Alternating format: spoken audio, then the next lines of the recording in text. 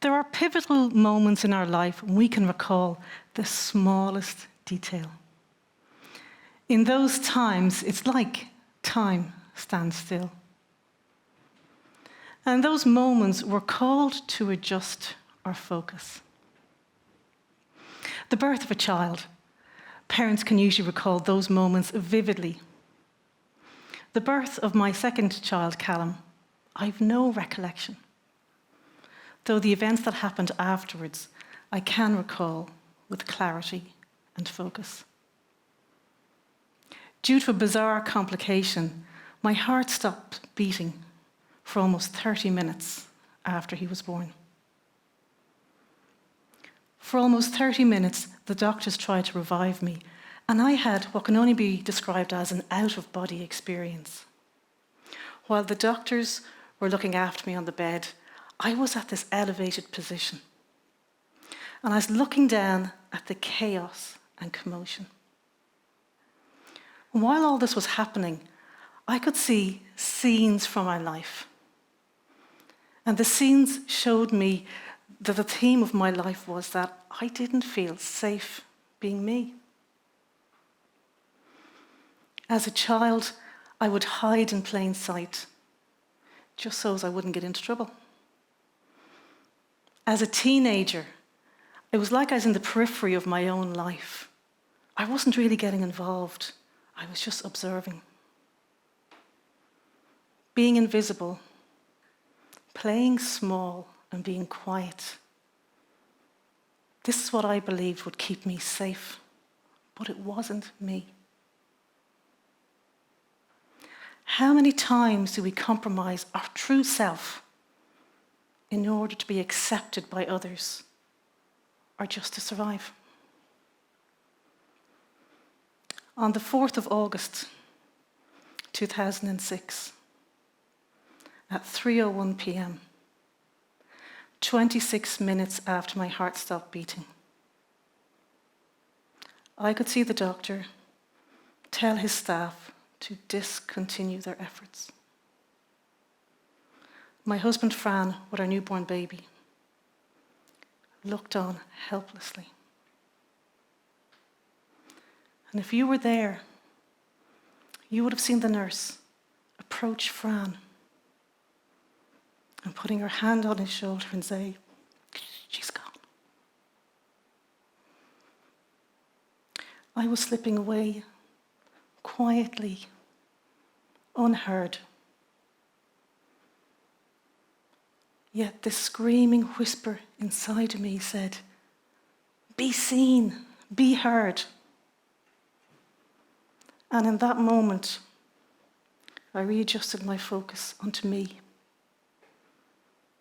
Beep, beep, beep, as the heart monitor announced my return.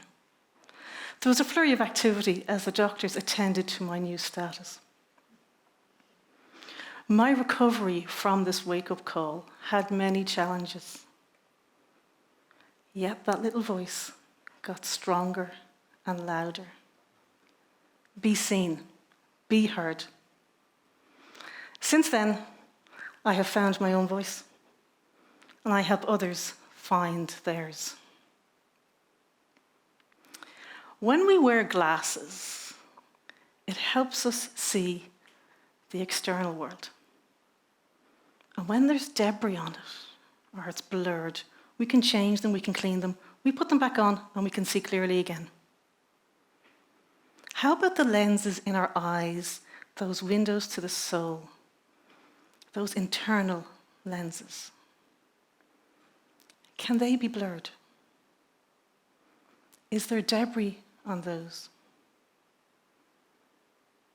Do we need to readjust our focus so as we see each other and ourselves through a softer lens? These are the questions that I spent months thinking about after my wake-up call. And this led me on a journey to find out, how can I clear that internal lens? My research led me to some interesting information.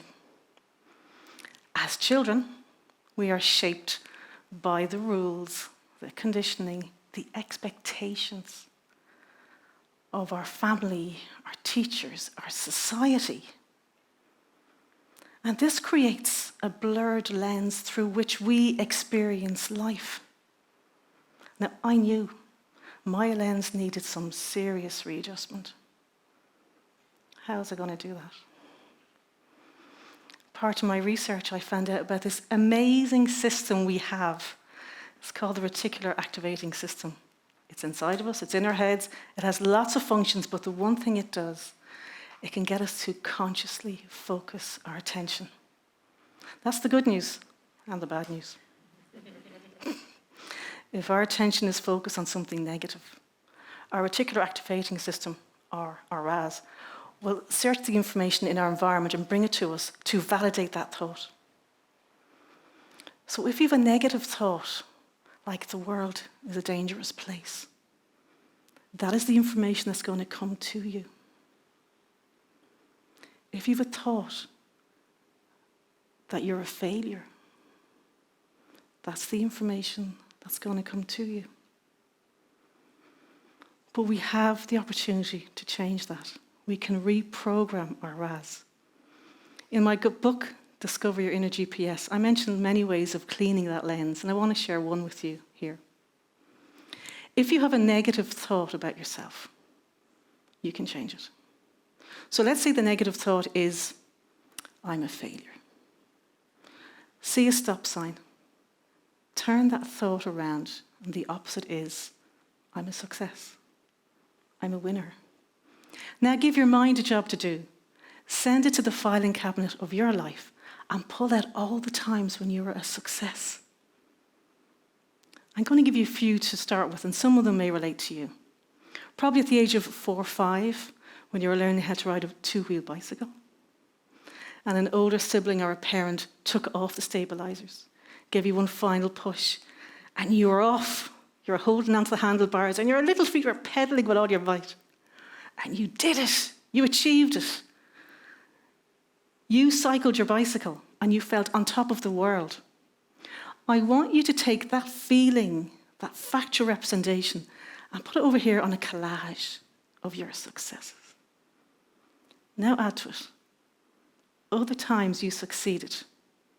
That exam you passed, that boy or girl you asked out and they said yes. Add that. Now you have the facts that you are a success. You can succeed. Program your RAS. Get it to search out the information that makes that a valid statement. So my question to you is, how are you programming your RAS? Or are you allowing it to default to an old thought? That's one way of working internally. I don't know about you, but sometimes I need some external support. Now, my support comes in an amazing group of people. These lift me up. They support me. They help me see life through a different lens and from a different perspective. These are my parachutes. They help me adjust my vision. Throughout your life, you're going to meet amazing people. People who support you, who are there for you, help you go wherever you want to go. These are your parachutes. When I look back in my life, I had some amazing parachutes, and one of my first was my Auntie Vera. She had a lot of time for me, and she was so kind and patient. And with Vera, I could be me. So who are your parachutes? I love being parachutes to people, and I'm always surrounded by my parachutes, and together we adjust our vision. I was sleepwalking through my life. My wake-up call uncovered my true potential and my life purpose, and that was to help people find theirs.